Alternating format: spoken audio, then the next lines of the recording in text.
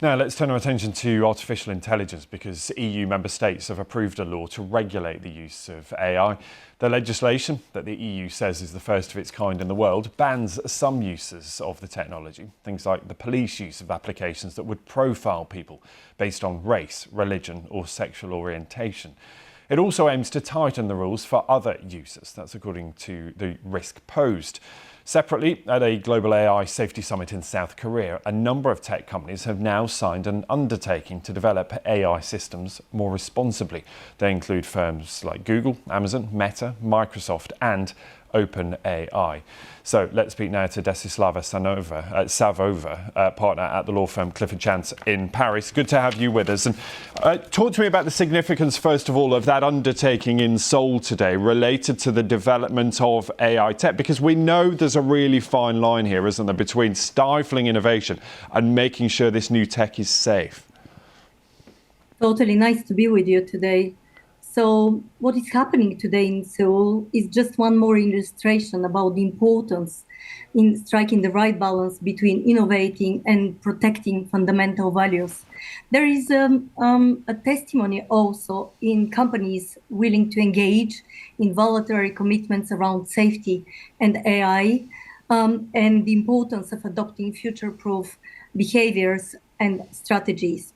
At the same time, today, we are also closing an important chapter, as you mentioned, in the AI regulatory history, with the EU regulators adopting the EU AI Act, a hotly debated first ever legislation around AI applicable in the EU and beyond.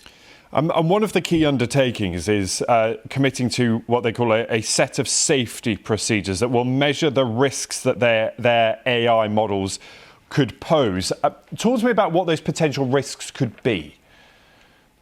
Yeah, it's interesting to see the same concepts and the same objectives being shared today in Seoul and within the framework of the AI Act.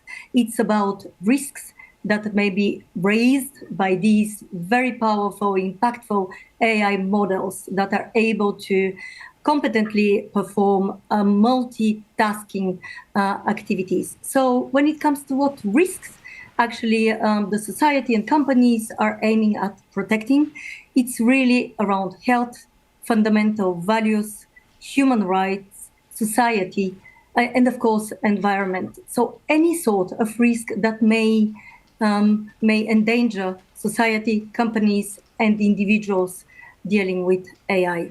Is it your sense that this commitment goes far enough, though? Because is this not just the industry regulating itself? 16 companies that are major in AI saying, look, we'll sign up to these rules that govern ourselves. Shouldn't there be a more independent body that's looking at this? Well, when you take the example of the AI Act in Europe, this is a perfect example of where the regulator, independent bodies and authorities have focused 3 years in debating what should be the right regulation.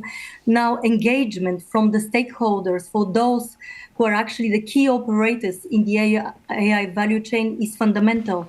It cannot be envisaged to implement a regulation without the key stakeholders feeling themselves fully responsible and engaged in ensuring a safe future for the business, society, and humanity as a whole. Dessislava, really good to have you with us. Thank you. Partner there at the law firm Clifford joining us from Paris. Grateful for your time. Thank you. Thank you.